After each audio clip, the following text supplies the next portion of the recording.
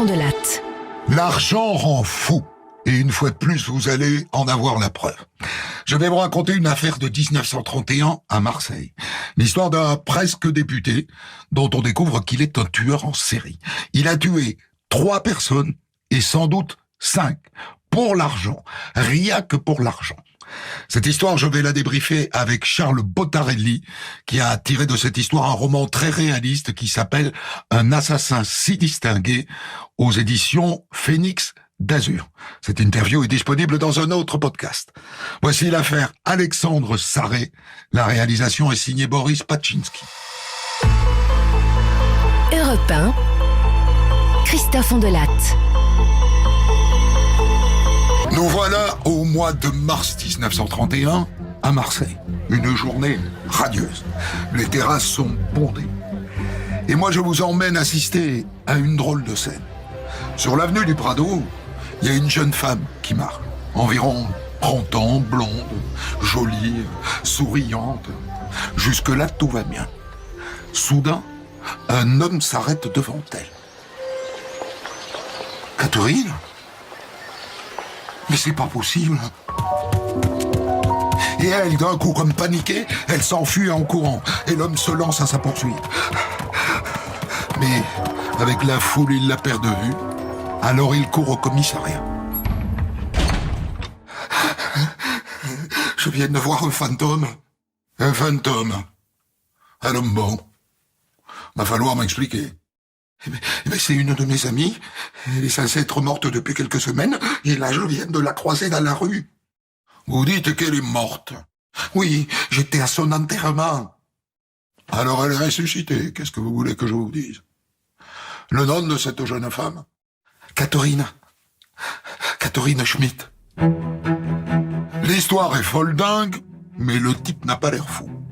Et le dossier file donc dans les mains d'un policier en charge des escroqueries. Et quand il voit le nom de cette morte qui ne serait pas morte, Catherine Schmitt, il se dit tiens, j'en ai déjà entendu parler de celle-là. Un assureur qui est venu porter plainte il n'y a pas longtemps. Cette Catherine Schmitt était l'une de ses clientes. Elle avait souscrit chez lui une assurance sur la vie. Et comme elle était morte, quelqu'un s'est présenté pour toucher l'assurance. Normalement, ça aurait dû être sa mère, mais c'est sa sœur qui est venue, avec une procuration de la vieille maman. Elle a expliqué que sa mère avait du mal à se déplacer, qu'il n'y avait qu'à lui donner l'argent et qu'elle le lui remettrait. Mais l'assureur a trouvé ça louche, et c'est pour ça qu'il est venu porter plainte. Et maintenant, la morte serait ressuscitée. Quelle histoire! Le commissaire se lance dans une petite enquête.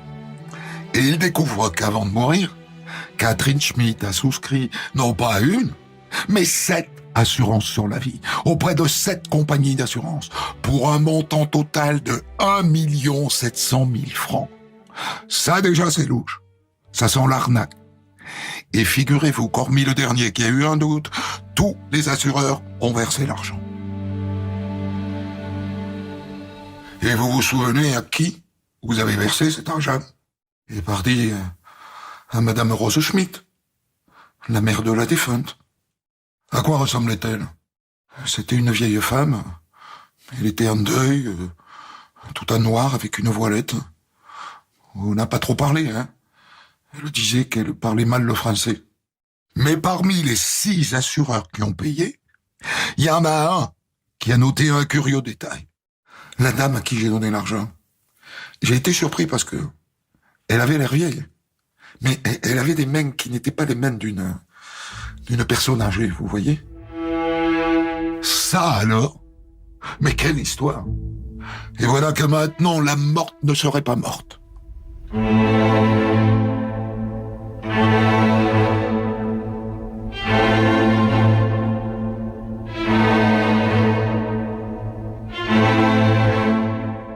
Évidemment, les policiers s'intéressent à la sœur de cette pauvre Catherine Schmitt, celle qui a tenté d'embrouiller le 7e assureur avec sa procuration en bois. Elle s'appelle Philomène.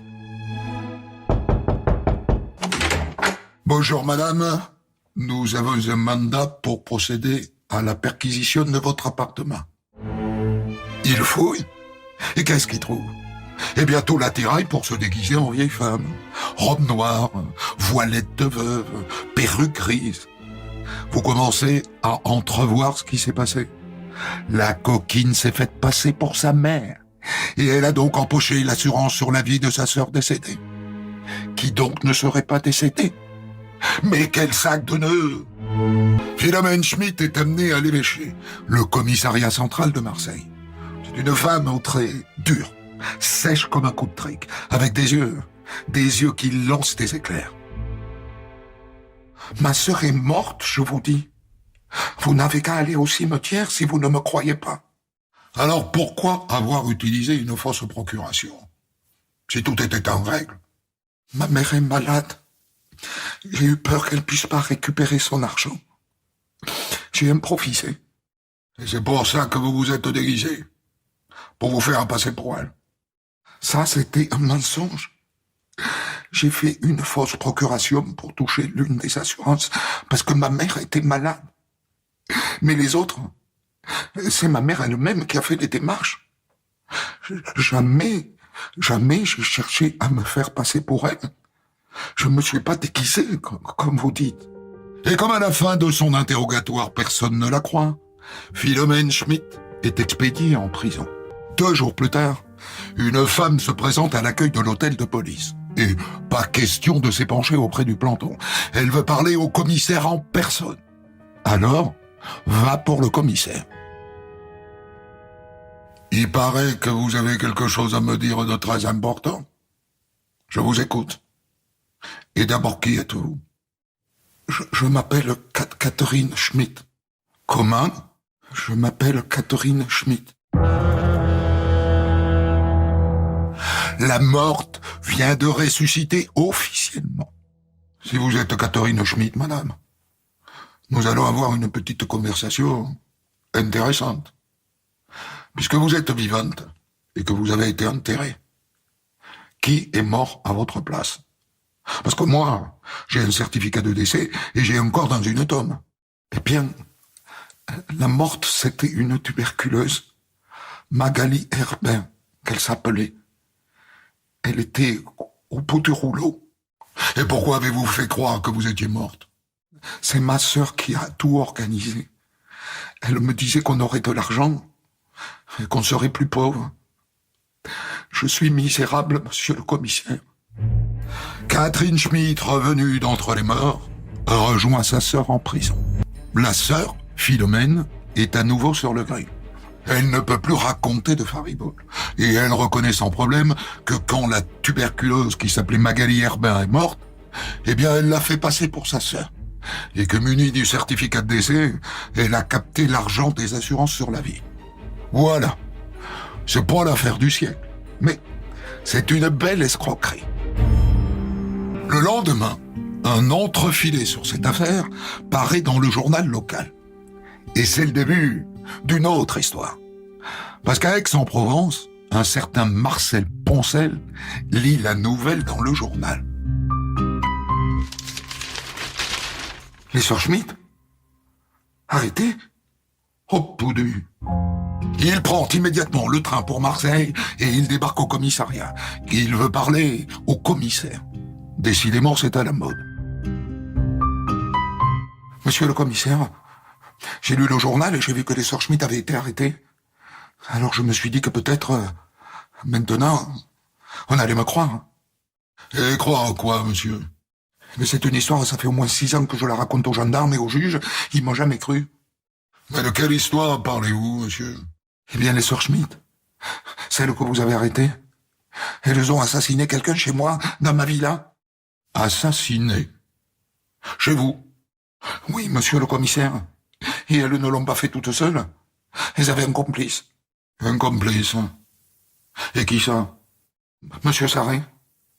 Ça vous dit quelque chose, monsieur Sarret? Sarret? Alexandre Sarret? L'avocat? Celui qui se présente comme député? Lui-même, monsieur le commissaire. Le commissaire se gratte la tête. À partir de maintenant, il marche sur des œufs, car Alexandre Sarret n'est pas n'importe qui. Son vrai nom, c'est Alexandre Serraceni. Et c'est un avocat d'affaires très connu à Marseille. Massif, la tête d'un taureau de corridor, et riche. Il se présente dans 1 mois à la députation, avec de bonnes chances d'être élu, en plus. Donc, prudence, prudence. Continuez, monsieur, mais soyez conscient que porter de telles accusations est très grave. Et je le sais, pardi, tellement grave que depuis 5 ans, personne ne me croit. Eh bien, moi, je vous écoute. Allez-y. Bon, je la raconte une fois de plus, mon histoire. Et il raconte. Ça s'est passé il y a 6 ans, en 1925. Il a loué sa villa au Sir Schmidt, une villa à flanc de coteau à 6 km d'Aix. Et il dit qu'Alexandre Sarret était tout le temps fourré chez elle. Et pour cause, d'après lui, Sarret est l'amant de Catherine, la ressuscitée. Et il ajoute que de temps en temps, il met aussi un petit coup à sa sœur, Philomène. On ne prête qu'aux riches. Et là où ça se corse, c'est quand il explique que quand il a récupéré la maison, il a remarqué des choses bizarres. Les tapis étaient comme brûlés, vous voyez, rongés. Et puis dans le jardin, j'ai trouvé un soulier de femme caché, tout rangé, comme si on avait jeté du vitriol dessus. Et puis il y avait une odeur piquante, je dirais. Et dans le jardin, les plantes étaient comme noircies, brûlées. Et c'est là que j'ai trouvé des boulettes. Des boulettes, je vous explique. Autrefois, le monsieur était expert agricole spécialisé dans le bétail. Et il raconte que parfois, quand on abattait une bête, eh bien, on traitait la carcasse à l'acide pour la dissoudre. Acide qui se présentait sous la forme de boulettes. Eh bien, après le passage des Sir Schmidt, j'ai trouvé dans mon jardin les mêmes boulettes noirâtres que celles que j'utilisais à l'époque pour dissoudre les carcasses de vaches. Les mêmes. Alors je me suis dit que Sarret et les Sir Schmidt avaient assassiné quelqu'un chez moi et dissous son corps dans l'acide. Et vous avez parlé de ça aux gendarmes? C'est ça? Oh que oui, mais comme maître Sarret c'est quelqu'un d'important, eh bien on m'a pas cru, on m'a pas écouté. Et c'est pour ça que quand j'ai vu l'arrestation des 2 Sir Schmidt dans le journal, j'ai bondi dans le train pour venir vous voir. Dès que monsieur Poncel a tourné le dos, le commissaire décide de s'intéresser à Alexandre Sarret. Prudemment, discrètement. Il découvre qu'il a été marié 2 fois et qu'il a divorcé 2 fois. Il a 2 filles. L'aînée lui sert de secrétaire. Et ce n'est pas un avocat qu'on voit en robe au palais de justice. Il ne plaide pas, maître Sarret. C'est un avocat d'affaires. Et ça n'est pas la première fois que la police lui tourne autour. On lui prête des escroqueries et des captations d'héritage. Mais jusque-là, on n'a jamais rien pu prouver. Il n'a jamais été condamné. Bon alors, je vous confirme, commissaire, que le monsieur qui est venu vous voir n'a pas menti. Il fréquente bien les Sir Schmidt, depuis 1920. Elles sont arrivées à Marseille pour 2 Allemandes de Bavière, simples couturières. Et le jour où elles l'ont rencontré, disons que leur sort s'est considérablement amélioré. Hein. Ils ont acheté une maison, elles se sont mises à voyager, ils ont acheté de belles robes.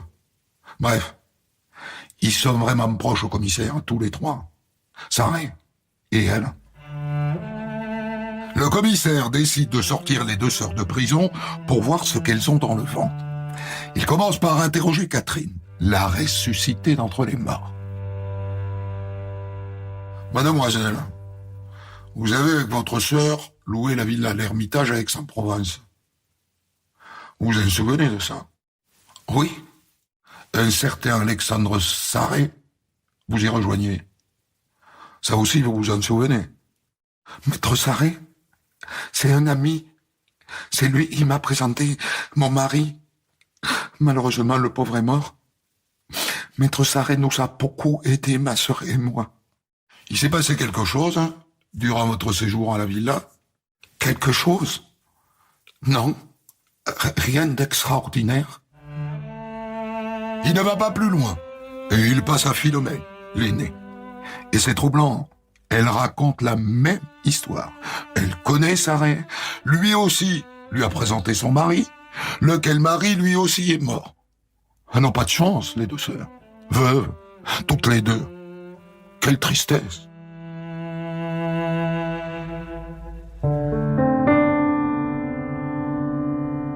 Dans la foulée, le commissaire décide de convoquer l'avocat. C'est courageux de sa part, un presque député. Maître Sarré s'assoit dans son bureau, cheveux en brosse, visage carré, cou puissant. Un homme d'action. Alors, monsieur Sarré, est-ce que vous connaissez les sœurs Schmitt? Oui, monsieur le commissaire. Oui. J'ai aidé ces pauvres femmes. Elles ont eu bien du malheur. Et comment est-ce que vous les avez aidées? J'ai arrangé leur mariage avec 2 de mes clients. Des mariages blancs, donc. Oui. Mais il y a prescription.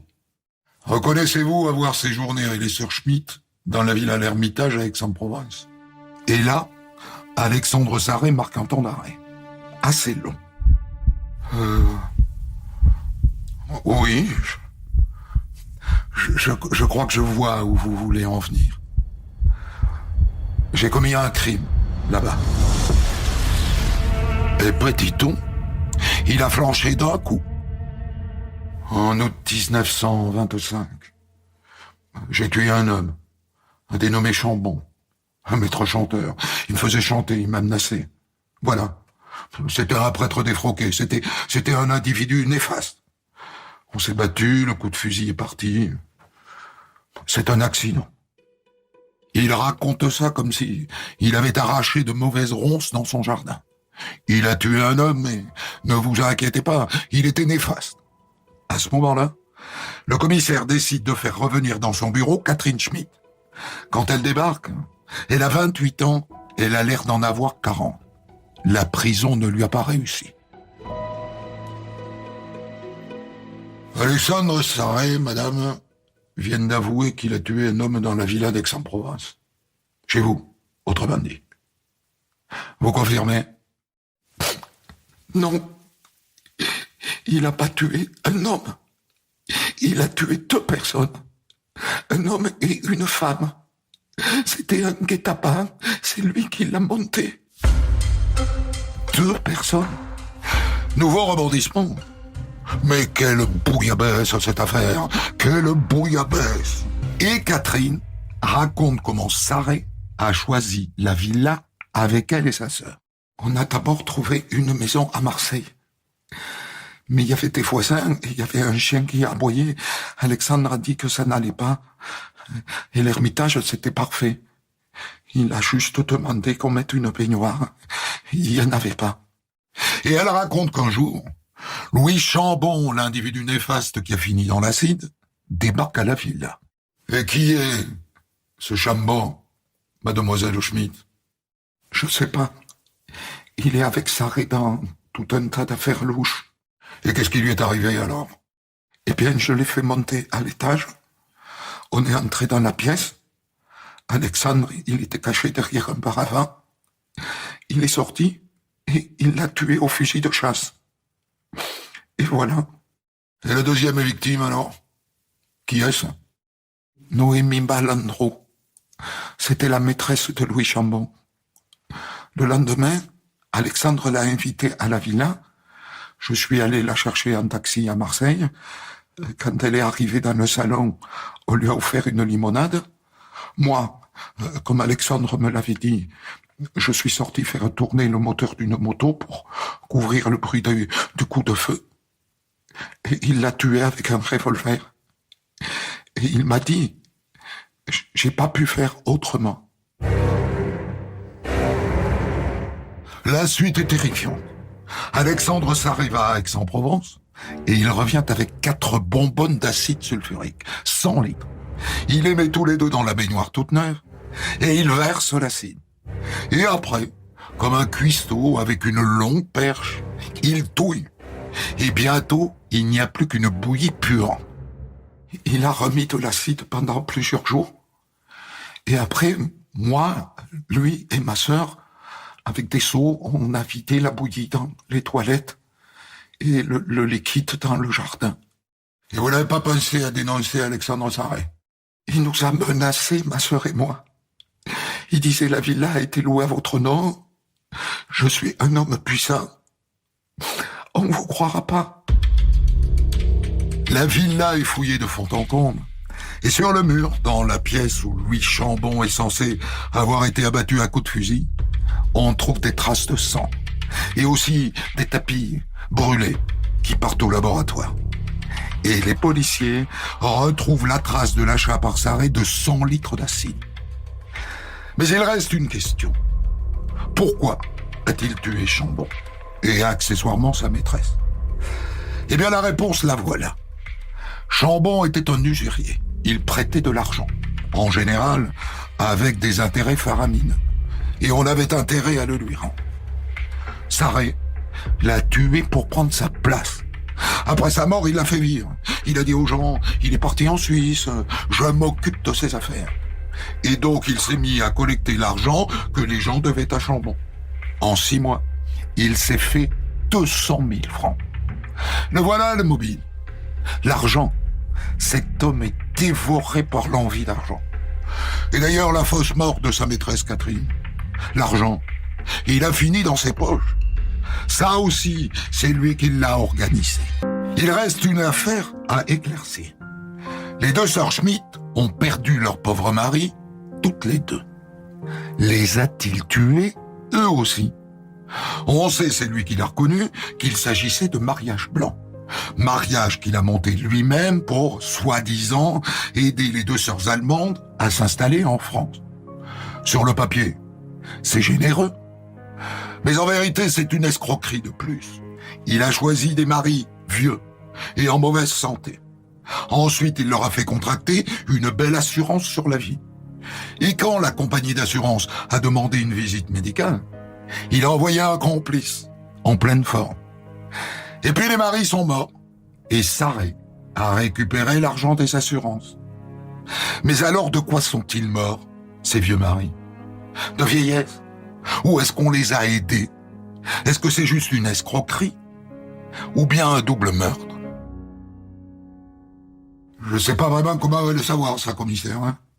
Parce qu'on va pas pouvoir déterrer les cadavres. Figurez-vous que les 2 sœurs, on les ont mis toutes les 2 à la fosse commune. C'est beau, l'amour. Hein? C'est beau. Autant vous dire que l'arrestation d'Alexandre Sarré fait un sacré raffut à Marseille.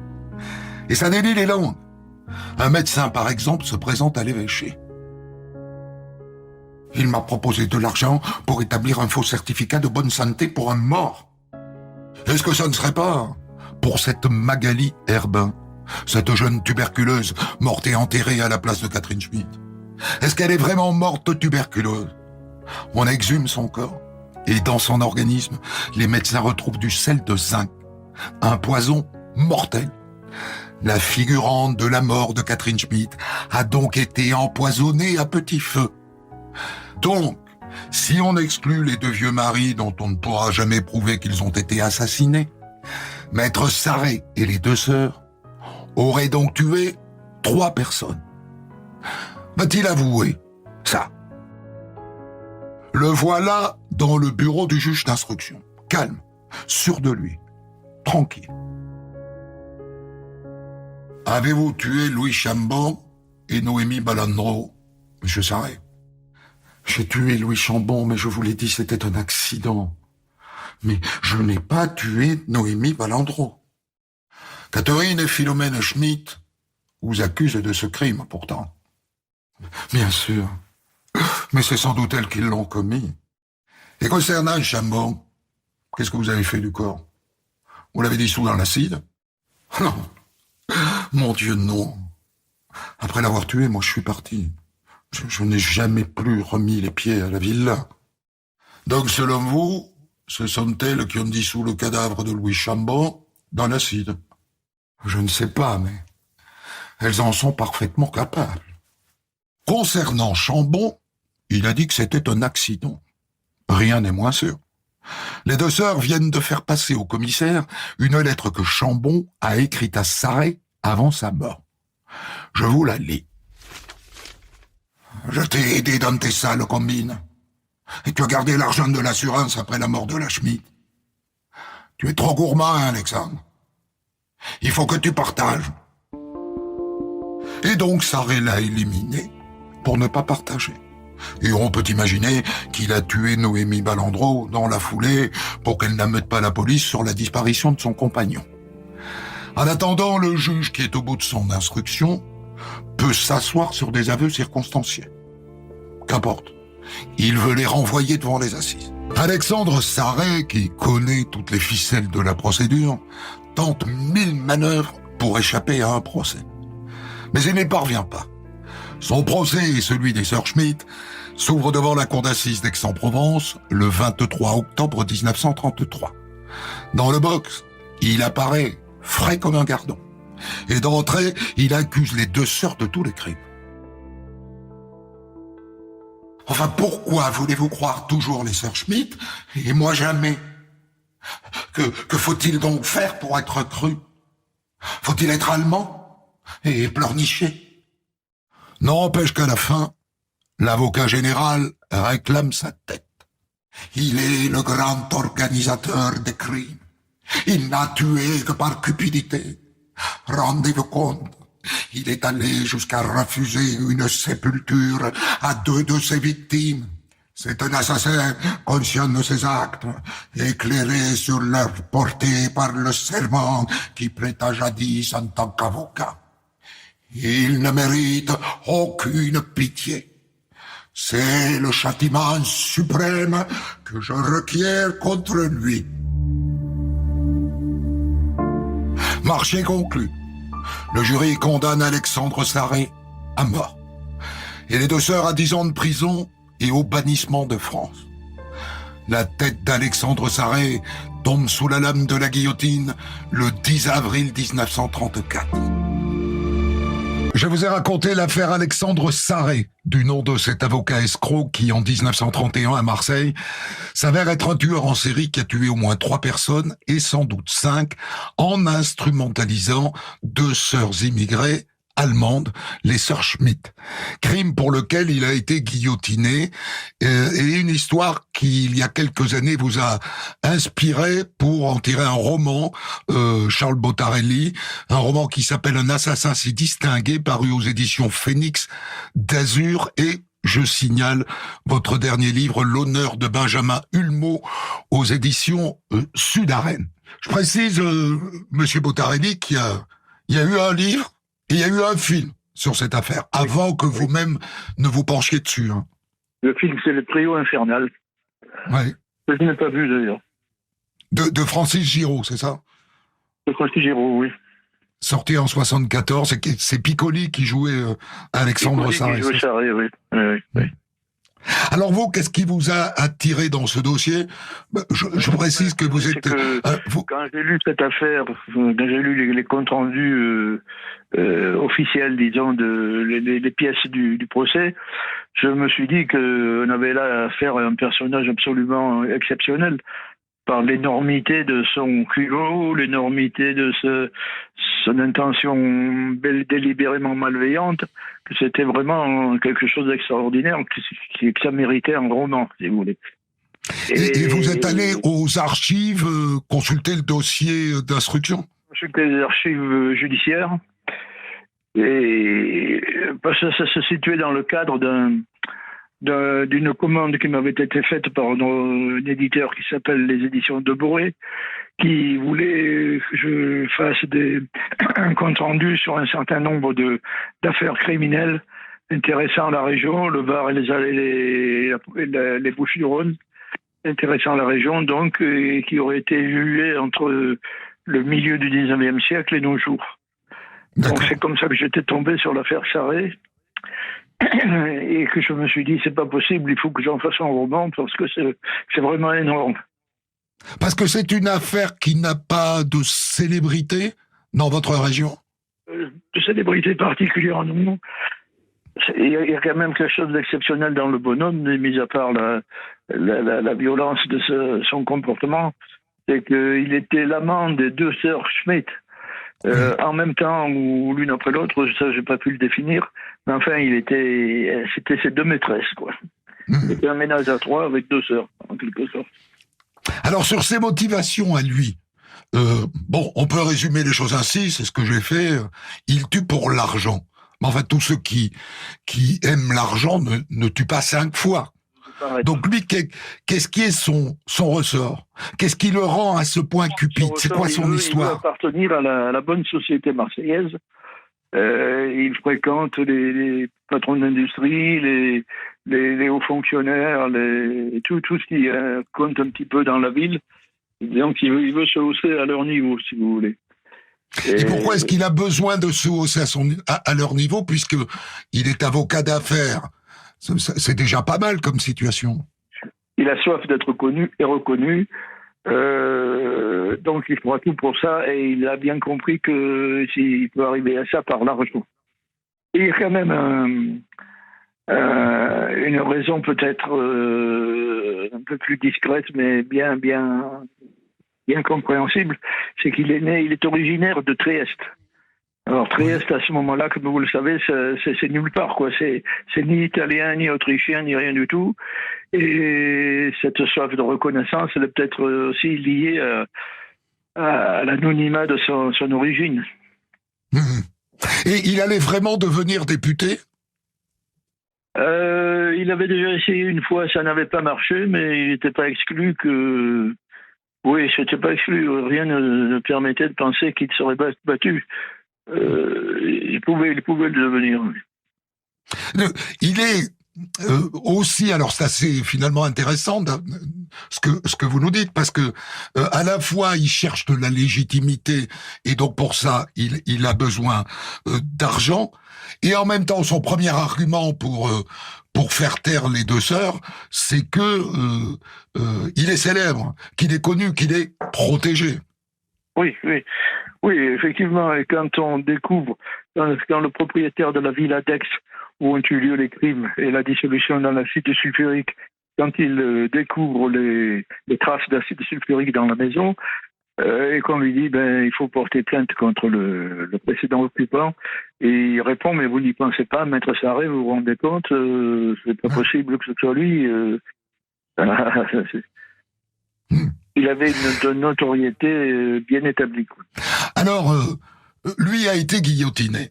Est-ce qu'on sait ce que sont devenues les sœurs Schmitt? Non, personnellement non, je n'ai pas eu la curiosité de me renseigner, donc je ne sais pas. Elles ont été bannies, donc on peut supposer qu'elles ont été expulsées de France.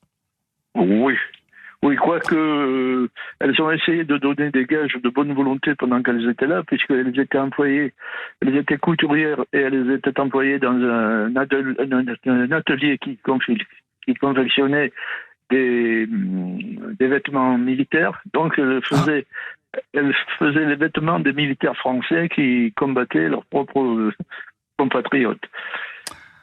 Alors, si on cherche leur responsabilité, la justice dit qu'elle est marginale, puisqu'elle les condamne à 10 ans de prison chacune.